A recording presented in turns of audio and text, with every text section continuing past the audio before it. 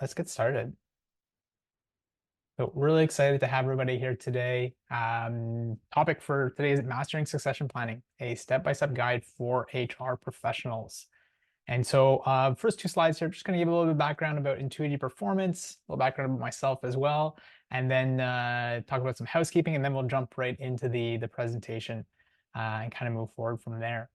And so for those of you that haven't had the opportunity to come to one of these past webinars or interact with Intuitive Performance before, our primary focus really looking at is like elevating team performance starts with understanding your people.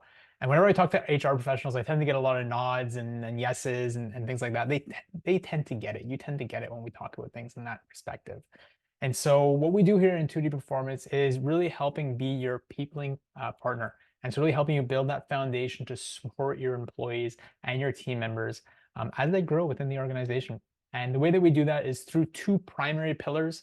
So on one side of things, we have our whole person leadership cohort and our whole person development, which really talks about leadership and team training and development.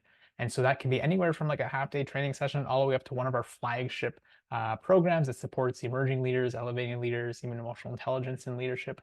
And then on the other side of this coin, we have our coaching offerings. So both myself, my business partner, Ange, we're both certified coaches. We actually met through a 6-month coaching program before co-founding Intuity Performance. And we offer that individual leadership experience, as well as what we call is team coaching. And so the idea behind team coaching is that I'm sure you've all been to a webinar, a workshop, or even attended a leadership program before, and have come back with all these notes, all these ideas, all these things you want to implement into your own organization. And then things get busy and things get left aside. So the idea behind team coaching is really being able to bring teams together to execute on commitments that they've looked to make and help them develop those leadership habits in terms of what they're looking to accomplish within their organization.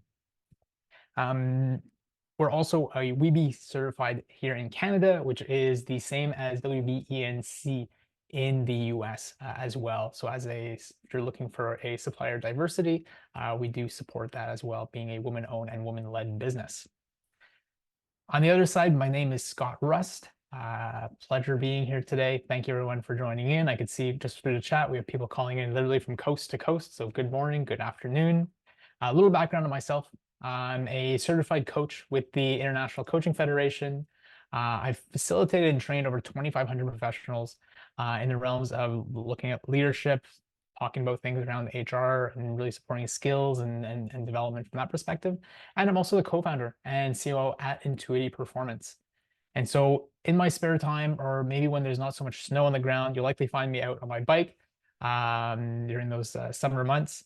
And this used to be a picture of my dog, but we actually have a 7-month-old here at home as well, Mila.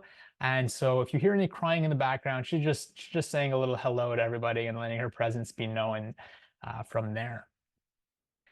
Otherwise, looking at what is it we're looking to dive into today.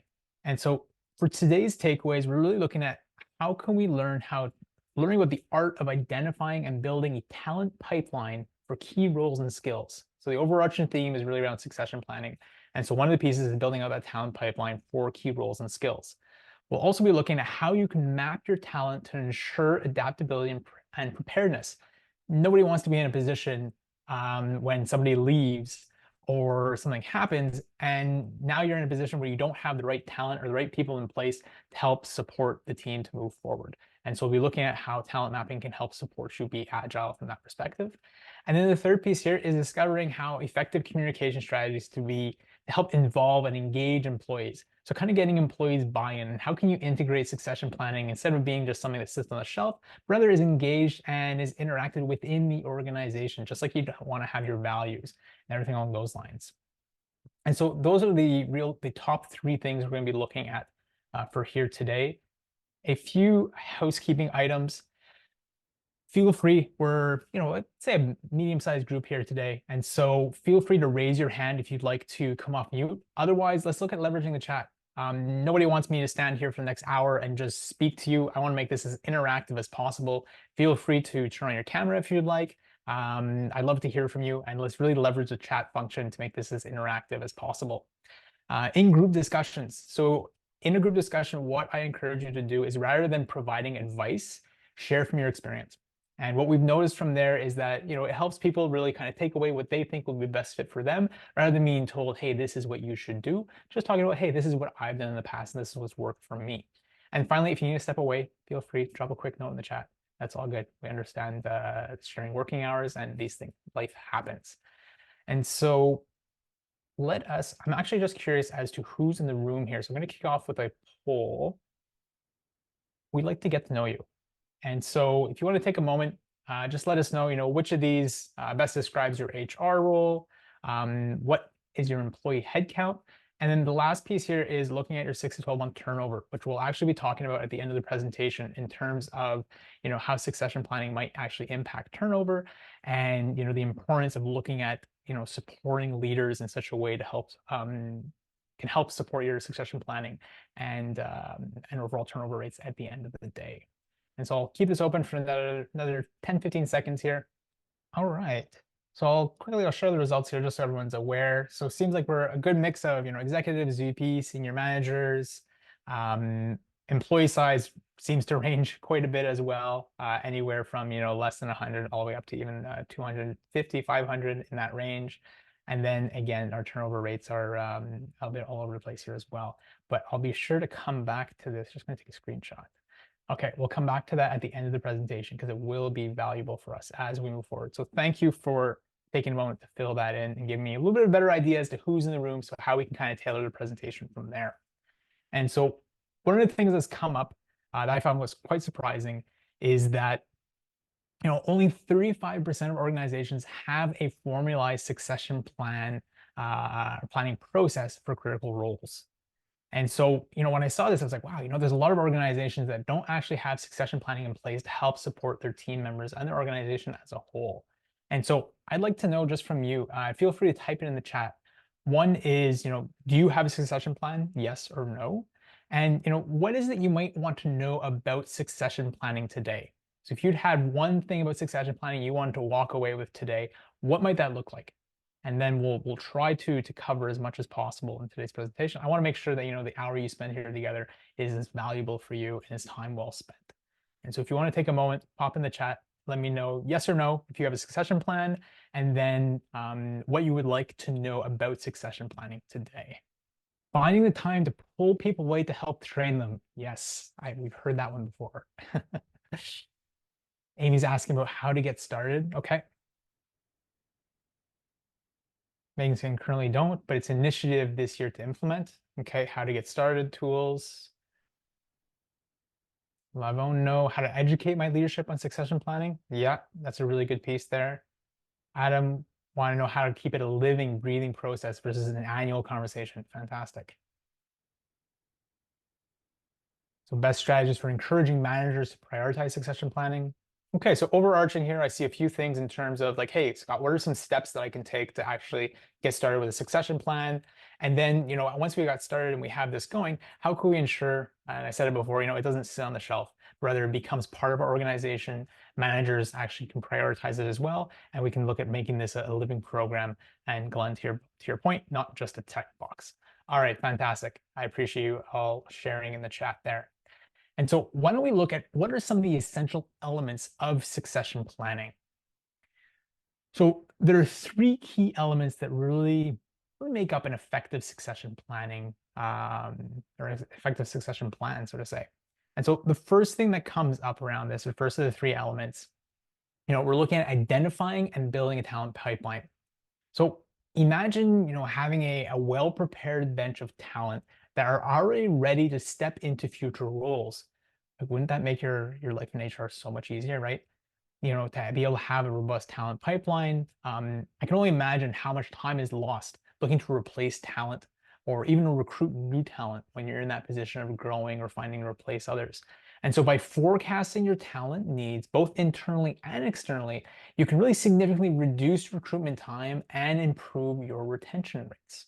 So according to a recent study, companies with strong talent pipeline are 3 times more likely to exceed their financial performance goals. And Yulia, yes, I will be sharing a recording of this for everybody at the end of the presentation, so feel free to take notes. Otherwise, you can always come back to this as well. And so 3 times more likely to exceed financial performance goals. somebody said, I believe it was, how do we get, the C-suite involved in this, or show the importance? This is one stat that came up to me, being able to show them that the impact of having succession planning on their financial performance can really help tie that in from an executive perspective. Otherwise, the second key element that comes up is around agile talent mapping. And so once you have your talent pipeline in place, is looking at, well, what does our talent map really look like? And so in today's fast-paced world, traditional workplace planning may not cut it. So this is where an agile talent mapping really comes in.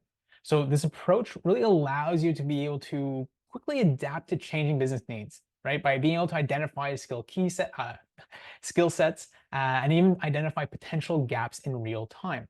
So by utilizing an agile talent mapping framework, such as competency models or even skill matrices, you can really ensure your workforce remains agile and responsive. And then the third piece, leveraging competency models and skill matrices to remain agile and responsive. And Matt, I'll make a note actually for that. Matt's just asking here, where do I get those stats to share to my C-suite? That's a great question. I'll make a note to share the stat link in the follow-up email of the recording for 3 times more likely. And actually, I have it just here, but okay, I'll come back to that one. And I believe it's the research is from SHRM. That's where the stat came from. So I'll circle back on that, Matt. Great question. The third key element that comes up is around strategic communication. I mean, it comes as no surprise, right? That effective communication really is a cornerstone for successful HR practices. So by having clear and transparent communication helps build trust amongst candidates, employees, stakeholders. So research here really shows that companies with strong communication practices experience 47% higher total returns for shareholders. And so again, when it comes to communication, whether it's succession planning or anything else within your organization, we know the impacts of clear and transparent communication can be really effective. So let us explore some best practices around these things. And so one of the things that comes up around this is looking at, connecting your organization's unique needs. So how do we look at each of these components, taking the unique needs of your organization? So one is looking at an assessment of organizational needs.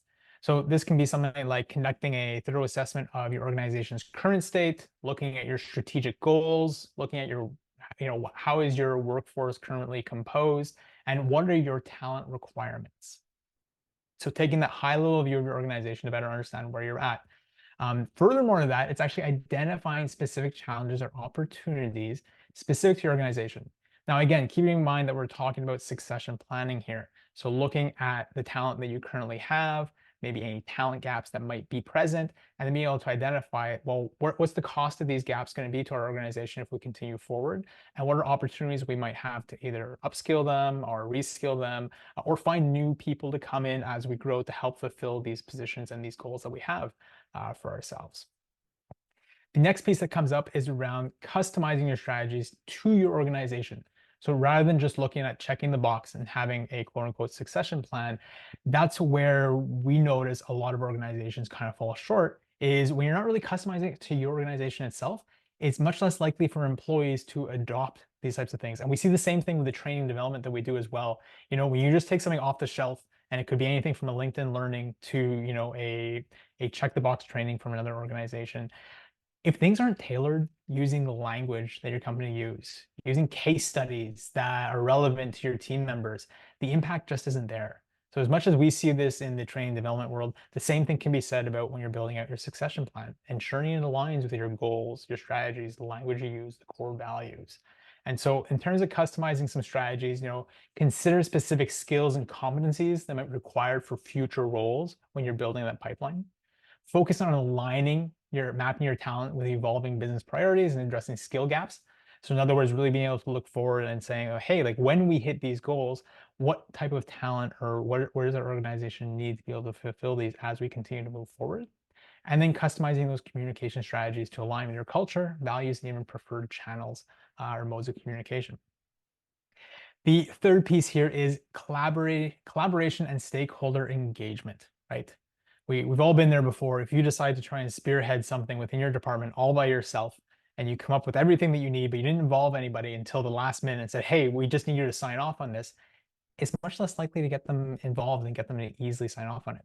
But if you get them involved from the beginning and from the start, then it's so much easier to be able to take in consideration what they see value in and be able to work together. It's more likely that you'll be able to get engagement and get that moving forward with your stakeholders specifically. And so look at engaging with stakeholders across the organization, including managers and frontline employees. Foster collaboration between HR and other departments. So this isn't just some other initiative that HR is taking on and pushing on to everybody, but rather getting engagement and input from other departments can help get them involved and also help them actually execute when the time comes. And then even looking at soliciting feedback through surveys, focus groups, or even one-on-ones from there. And so as we wrap up some of these key elements for succession planning, let's actually break these into actionable steps. I know that was one of the key things here is, Scott, we don't have a succession plan just yet. How can we break some of these things into actionable steps to be able to apply within our organization? So why don't we take a look first at identifying and building a talent or building a pipeline.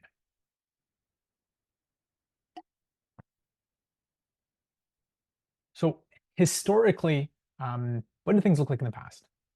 Succession planning was focused on executive roles alone, because that's just what was done. It was just for executives. But today we realize the value of succession planning is throughout the organization and not just at the executive level. In the past, it was focused just on hard skills and capabilities and getting input from leaders and other contacts. But today we know the value of soft skills play a significant role in the success of any leader.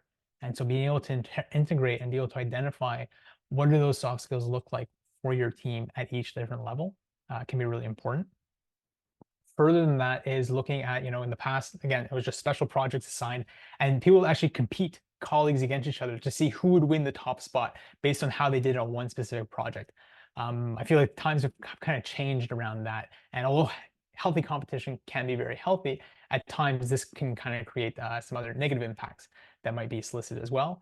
And there's this idea behind, selected grooming and just picking somebody and then trying to groom them from the bottom up, or not having any plan at all. But we know today things are much different. Having planning and mentorship both play a vital role in the longevity of a thriving team. And so when we're looking at our talent pipeline, the first thing you want to do is understand your organizational needs. So it's essential to grasp, what is it that your organization needs, right? So identify those key positions that are instrumental in achieving your strategic objectives. This is the goals that we have. What kind of team and what kind of positions do we need to be able to achieve these goals? So by leveraging workforce planning data, you can really anticipate the future for your talent requirements and even ensure alignment with your business goals. So looking at expected and trends and even unexpected turnover, looking at upcoming department expansions, projects that are coming up, comparing historical data. I know I'm throwing a lot out at you, and depending the size of your organization, I know we have some people that are, 200 plus, and there's others that are under 100 employees. So not all of this, again, will apply to your specific place or position. Maybe you don't have the historical data. Maybe you don't have an opportunity to expand departments, but that's okay. Really take that step back and think about, as we go through all this information, what is it that's applicable to your specific situation, and how can you turn this over for you and your team? So just remember that effective talent identification really begins with a clear understanding of your organization's landscape. So once we have a clear picture on that organizational landscape, then you want to look at approaching, well, what is the type of talent that we need? So you can use a variety of sources of information for really pinpointing your talent. Things can look like company-based assessments. You can be looking at performance evaluations, engaging or having somebody come in to do 360 feedback surveys, or even looking at external benchmark analysis. So better understanding as to, well, what other organizations are doing, what's their benchmark, and how does that apply to our organization. Performance evaluations can be a great way of being able to identify up and coming talent, not just in terms of, their current skill set, but also their want. Do they really want, what do they want from your organization? What do they want in their future, their career? And so this comes back to the idea of having, performance conversations, not just strictly about performance, but rather growth within the organization and how you can help align those goals. Because nothing's worse than putting a manager who's really good at doing their job in a management position but doesn't really want to be managing people. And I'm sure we've all seen this before, and the impacts, tend to be negative. And so the goal here is understanding and aligning not just the talent side of things, but also the wants and needs of your employees from there. So I'm curious, just taking a quick look at these things. What do you have at your disposal for identifying talent? Have you, and we'll maybe leverage the chat here, have you implemented any of these things before in trying to understand where is your talent stand at today? Is there maybe something else that you've identified? If you want to take a moment, maybe type it in the chat. We'll see what's coming up.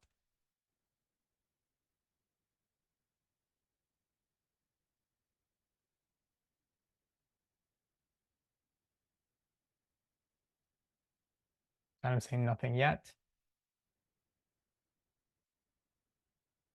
So Glenn, I know you're further ahead on this. You'd mentioned that you already have succession planning in place. You're saying benchmarking, performance evaluations, IDP assessments. Jay Kiesling's saying starting to use a career path module in our HRIS. Okay. Megan's saying we do competency-based assessments during recruiting and performance evaluations. I'm curious, Megan, does that go further? So when you're talking about the performance evaluations, are you identifying like how do these competencies line up? How does an individual's competency line up with what the role competency should be?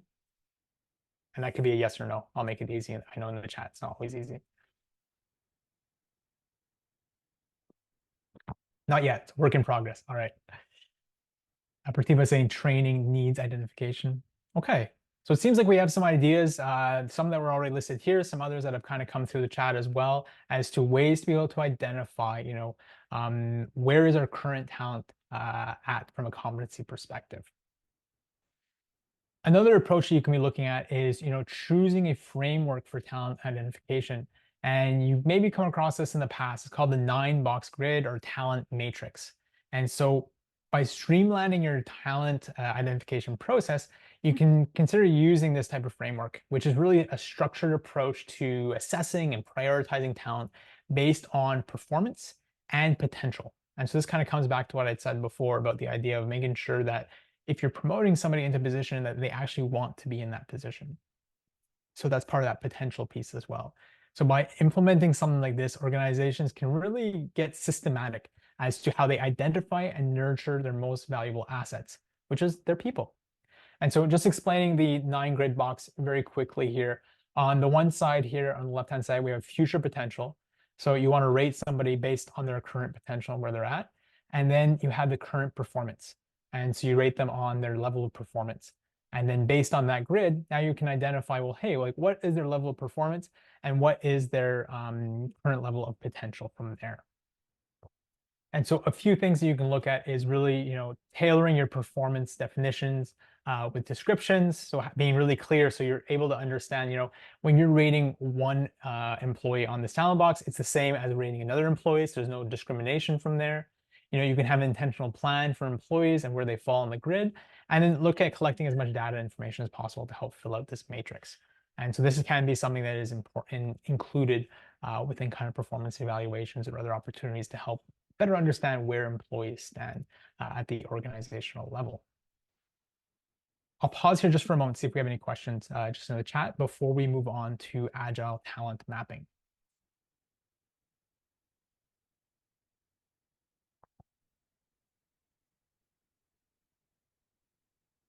Okay, I'm glad to see we're all on the same page here. If there's anything that comes up, again, feel free to type in the chat as we move forward. So looking at Agile talent mapping. So what is this, right? When we talk about Agile talent mapping, it's really a dynamic approach to workforce planning and management that helps really emphasize, flexibility, adaptability, responsiveness to changing business needs.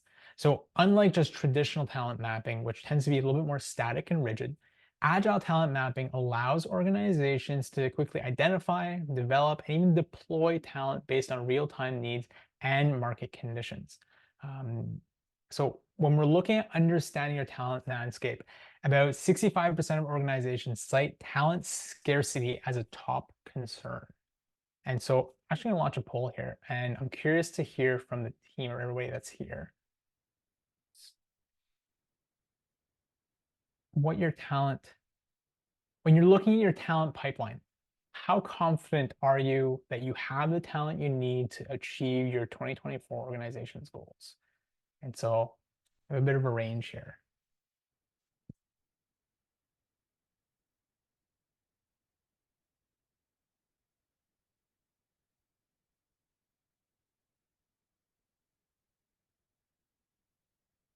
I'll give another 10 seconds here to fill it out.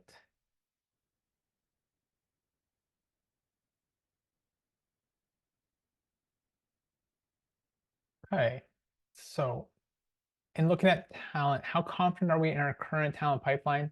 So we have a bit of a range. Some people are in the help category, which, that's what we're here for, right? We're here to get some help and kind of move things forward. We got some work in progress, doing all right. And then one person's very confident. I'm curious, Glenn, if that might have been you, or I think you already have something in place here. Okay, good. So, I mean, this provides a little bit of an idea as to where we stand with our current talent pipeline. So it seems like we all have a bit of an opportunity to grow here. And so that's where, really understanding your talent landscape can be important in helping support your team and the growth of the organization as things kind of move ahead. And so when we're looking at agile talent mapping for organizations, what it means is, continuously assessing your talent pool. What does the talent currently look like and how does it match with our needs? Which goes back to that first page, which was understanding what your needs are, right? You can't make that comparison unless you understand first what your needs are. Also looking at identifying emerging leaders' skill gaps. How often have you noticed or have you seen individual contributors who are great in their role step into a new leadership position and then start to fail, right? I think it's about 38% of emerging leaders fail within the first 18 months. And a lot of times that's because they're never set up for success with the right training and support required to fulfill that new role. And so I know we've seen it within our organization as well, and have helped support employees in that realm. And it's always exciting to be able to actually talk to organizations who are saying, hey, we have all these new leaders that are stepping into new roles, and we're actually looking to support them to be able to help ensure that they're successful in their role. And so I think it's fantastic when organizations are in a position to be able to support them, be able to do that, and it has a big impact on turnover as well as your talent as you're looking to move forward. Other things that kind of come up, look at adjusting talent strategies. So leveraging internal talent, whether that be upskilling or reskilling. It could even be tapping into external resources. So that could be even freelancers, agencies for different things that might fall outside of where your talent can actually meet. Looking to fulfill it maybe externally. It could be a short-term external fill, and then over the longer term, finding somebody to kind of solidify that. Okay. And I'm curious, actually, I'll put this out. Typing yes in the chat if you're actually looking at training and development as an opportunity to upskill your current talent pool. We've got a couple of yeses. Okay, fantastic. And as we're moving ahead here, so why don't we take a look at a few key aspects of agile talent mapping? So one thing that comes up is looking at, continuously monitoring our workforce data, market trends, and business needs to identify our talent gaps and opportunities. Matching talent to specific projects or roles based on their skills, competencies, and even availability, rather than just traditional job titles and hierarchies. Look at collaborating across department and teams. And I know this is a tough one, especially in larger organizations, but looking to leverage diverse perspective and experience or expertise in talent mapping and deploying decisions. Furthermore to that is, implementing agile methodologies and practices in talent development, such as rapid upskilling, project-based learning, flexible career paths, mentorship, things along those lines. And then finally, regular reviewing and adjusting talent mapping strategies based on feedback, performance metrics, and changing business priorities. So overall, agile talent mapping enables organizations to build a more agile and resilient workforce, which is capable of quickly adapting to changes in evolving market conditions and really helping drive sustainable business growth. Thank you for joining us, Vaishnavi. And you have to step out. Okay. And the last piece I want to talk about here around the talent mapping is actually, let's take a look at a few frameworks for talent mapping. And a few of the things that come up here, one, which is quite popular, and I'm sure we've all come across this at some point or not, more likely in school or in your current workplace, But the SWOT analysis can still be a valuable tool for assessing internal strengths and weaknesses, as well as external opportunities and threats. So there are some other alternative models that might provide a little bit more in-depth and really help specify some context to agile talent mapping. But it can be a good place to start if you really don't want to take on something that's too robust. Now, if you do have the opportunity to build that out a little bit further, you could look at something like the pestle analysis. So this expands upon the external factors considered in the SWOT by examining political, economical, social, technological, legal, and environmental factors. So like I said, you have to have the capacity, you have to have the willingness, but this is another analysis that, or another model that provides a more comprehensive understanding of external environment and its impact on talent management strategies, making it particularly useful for companies that are really in dynamic and fast, rapidly changing industries. Another one that comes up is the capability maturity model. So this is assessing an organization's maturity level in various areas. So this can include talent management practices as well. So by evaluating your organization's capabilities in maturity in talent acquisition, in development, retention, organizations can identify areas for improvement and help prioritize initiatives to enhance, your talent management capabilities, enabling, to be more effective in your agile talent mapping and even your goal setting. And then finally, the other one that comes up here is around Porter's 5 forces. So this framework helps evaluate the competitive dynamics within an industry by analyzing, bargaining power of buyers and suppliers, threats of new entrants, threats of substitutes, intensity of competitive competition. So this model helps organizations affect the attractiveness of talent markets and really identify areas of competitive advantage and vulnerability, which can help inform your talent acquisition and retention strategies. So ultimately, the choice of model really depend on your specific needs and your objectives of the organization, as well as the complexity of your talent landscape. And so organizations may choose to use a combination of models or customize an existing model. And so at the end of the day, you'll notice, and I'll say it again, find what works for you. Don't let, identifying a framework for talent mapping hold you back from moving forward. If you don't know where to start just with the SWOT analysis. It can be really easy to help try and move things forward from there. Moving on to the next section here and looking at strategic communication and engagement. And so the last piece we're looking at here really is that communication piece. So organizations with strong communication practices have 50% higher employee engagement. So we know when communication is strong, employees are likely to be more engaged. I mean, it makes sense, right? And other things that come up from effective communication, you've heard them before. Transparency is really important in kind of creating that psychological safety in a workplace. Effective communication helps build that trust amongst team members and confidence in each other because that trust is being built. There's greater alignment amongst stakeholders. So this again comes back to the idea of rather than working in a silo and trying to get everything done all by yourself, rather involving other stakeholders and gaining their input, getting their involvement, it'll be easier to get their backing when it comes time to actually executing your succession plan. And then looking at the success of succession initiatives. So being able to take moments, when you're communicating how well is the succession planning going and what are the impacts on our organization and how can we continue to improve, right? Can have an impact on, again, coming back to that buy-in piece that we were discussing a little bit earlier. When we're thinking about key communication strategies when it comes to succession planning, fostering a culture of transparency by openly sharing information about succession planning initiatives, including goals, processes, outcomes. That transparency helps build that trust and credibility amongst employees and it increases their engagement and commitment to the process. Clearly communicating expectations. So this is both to employees and to the responsibilities of stakeholders involved in the succession planning. So including your senior leadership, your managers, other HR professionals, potential successors. So being able to clarify those roles and expectations really can help ensure alignment and accountability throughout the process. Another piece is making this a two-way conversation, right? By soliciting that feedback, asking questions, and even getting suggestions from stakeholders at all levels creates opportunities for that open dialogue and to have constructive conversations to be able to address concerns before they come up.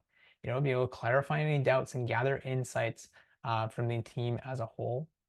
Also look at providing regular updates. It sounds so simple and so menial, but it can have such a big update as to, the impact of just being able to share, hey, where are we at with our succession planning activities? You want to keep stakeholders involved, informed, and engaged. Communicate the milestones, communicate the achievements, as well as the challenges that are coming up along the way. You might not know, especially if one thing I've noticed is that when you're communicating the challenges, you might actually be able to get somebody else's perspective as to how to handle that same challenge. And so this really helps maximize tailored communication and those regular updates. Lastly, looking at, or not lastly just yet, but tailoring your communication message to the needs and preferences of different stakeholders. Some stakeholders might want to know all the details on what you're going through, and others might just want the high level 30-second pitch about what's going on and moving on. So ensuring you're tailoring your messaging depending on who you're talking to and what their needs are. Further to that is even providing some training and support around, how do you actually implement succession planning, especially from a management perspective? How are they filling out their 9 box that we had looked at earlier, right? How are they identifying the talent mapping and the skills that are required within their department or within their team specifically? And so providing some training and support around that can be really effective. And then finally, looking at celebrating successes. And so, it's such an important thing to be able to recognize and celebrate your success as you're moving forward through the succession planning process, because it can be difficult. There's a reason why the majority of people here haven't implemented a succession plan just yet. It can be a daunting task. So recognizing some of the successes and milestones as you go forward can really help keep you motivated as you move along. The next piece I want to talk about here is engaging stakeholders. And so I'd actually like your input here. And so I know one of the takeaways for today that was mentioned by one of our participants said, how do I help engage stakeholders to kind of get their buy-in? And so I'm curious to get your input. If you'd like to take a moment and type in the chat, or if you even feel like you want to come off mute and maybe share a little bit from your experience, how can we engage stakeholders to foster a sense of ownership and commitment to the process? I want to take a moment here and hear from you. So highlighting how it benefits them and the company, right? By asking feedback about the process, helping them understand what's in it for them. Yeah.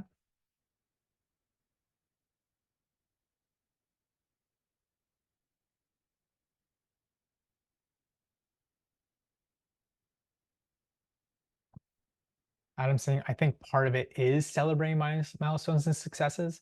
So they see it in action. That's something that's kind of coming along and that they're putting the work in. And so rather than just celebrating the, hey, we're done, because that's a long way away when you get started, celebrating those small pieces. Glenn saying, get buy-in from them and how it will help benefit from them. Any tips, Glenn, on how are you getting that buy-in? Adam Rose saying, get them involved and make intangibles of your successful planning tangible. So higher engagement, bringing some research to them, evidence on the impact I can assume from other organizations maybe or benchmarks.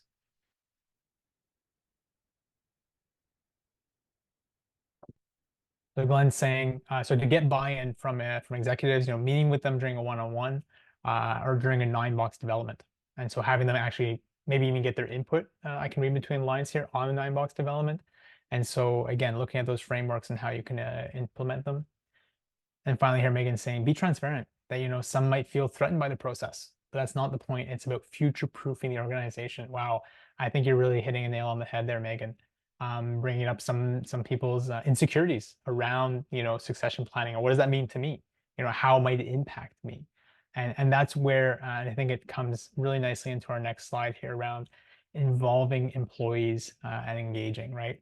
And so when you're implementing anything new, it can be scary and intimidating for people, right? And so even when we're looking at succession planning, why should we be looking to involve employees in the succession planning process? Because it helps foster, a culture of succession planning. It helps really enhance motivation and organizational commitment, leading to better outcomes. So, research has really shown that companies with high employee involvement in succession planning are more likely to actually or increase retention rates, so by about 70% increase in retention rates. And so succession planning isn't just about preparing for leadership roles. It's about engaging and involving employees to really help shape your organization's future. And when it's positioned in that way, it becomes a little bit more palatable. It's a little bit easier to be able to absorb and be able to think about. And so by involving employees in the succession planning discussion, really help kind of tap into their insights, their aspirations, and even potential contributions that might actually help support the organization moving forward. And so to involve employees effectively, a few things you can do, you can host feedback sessions, you can conduct career development discussions, you can provide mentorship opportunities. And so these initiatives really help kind of empower employees, but also help contribute to a more robust succession plan. And so furthermore to this, creating that succession plan is really key for sustainable employee engagement. And so when it comes to succession planning, really looking at ingraining it within the organization's values and practices can be really important so that employees feel valued and motivated to contribute their best and really helps drive that engagement and that retention. And so as we're coming to a close around the succession planning piece, I will spend some time or take some time for questions towards the end. But there is one thing I wanted to share with you. And if you've attended one of our past webinars, you may have seen this before. But as HR professionals, we know employees quit managers, not jobs. And so on average, 57% of unhappy employees leave their jobs because of their manager, right? So that's quite a bit of employees contributing to your overall turnover. And furthermore to that, we know turnover is costly, right? About 150%. That is the average turnover of an employee's annual salary. So each time one employee leaves, this tends to be the cost of recruiting, finding another employee, onboarding the other employee, and all the other costs that are kind of associated with that as well. And so when it comes back to this idea of, how can we get C-suite's buy-in on different initiatives? I actually took a moment to create a calculator here to better understand, what is the cost of some of these leadership gaps? So recognizing that, on average, 57% of employees are leaving, not because of their job, but maybe it's because their manager doesn't have the right skill set to really help support them and help them grow. And so I'd be curious if someone might volunteer to provide me just a little bit of information on their organization. And what I'll do is I'll actually fill this out and you'll have a clear idea as to, what is your turnover cost per employee? What's your net turnover cost over the year? And then how much of that cost is actually associated to maybe management skill gaps? And so, and do we have a volunteer maybe in the chat or someone who would like to come off mute? I just need the first 3 lines here as to how many employees are you? What's your 6 or 12-month turnover? And then what's an average salary? And that can be just a round figure. It doesn't have to be too exact. And then we'll actually come up with a final costing here, just to give you a bit of an idea.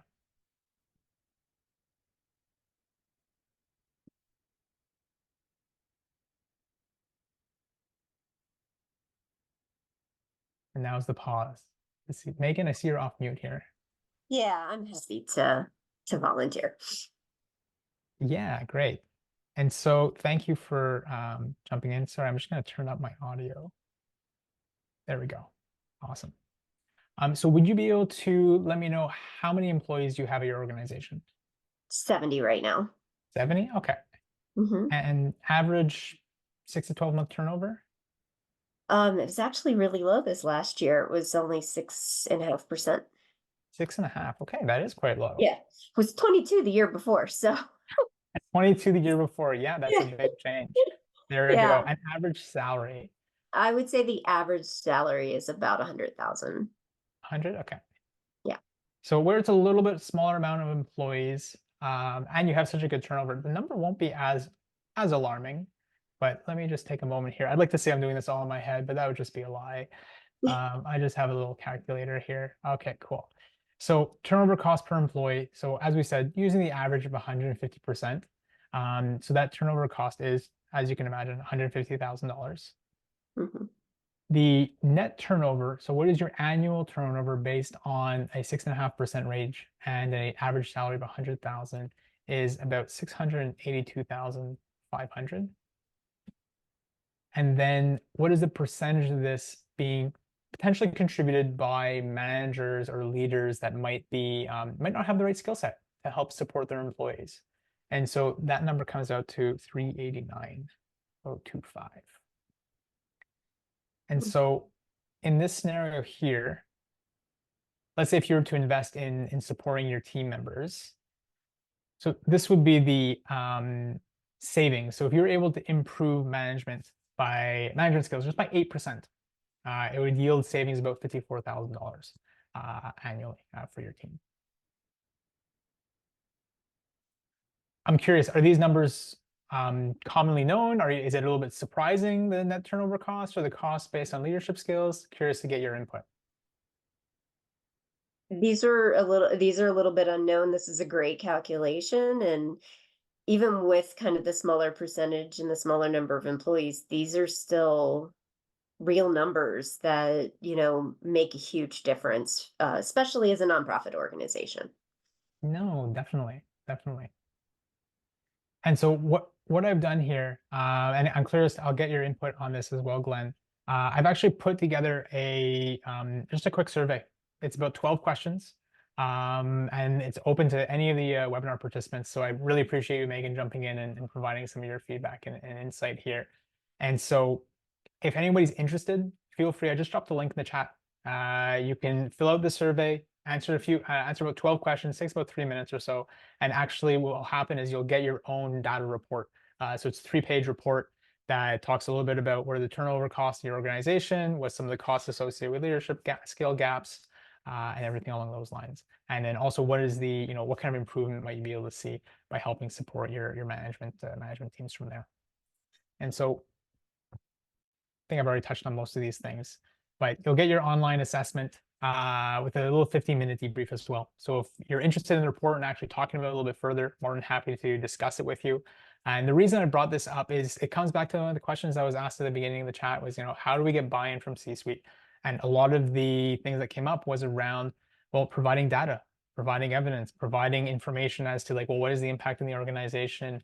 And, how can this help support our team members better and more in the future? And also, what's the cost savings or what's the cost that we currently have? And so that's really where we decided to or this is where I implemented or started to create this calculator, was to give HR professionals more data based on their organization to be able to go to C-suite and say, hey, this is what things are really costing us. And this is what the impact of leadership training, development, succession planning can have and can impact our organization as a whole. And so I really appreciate everybody taking time today out of your day to join us. I will stop sharing at the moment. Again, the link is in the chat if you'd like to take a few minutes to be able to get your own report. More than happy to put that together for you over the next couple of days. And yeah, I'll hang around here for any questions or any input from the presentation. And I'll send you all a recording as well.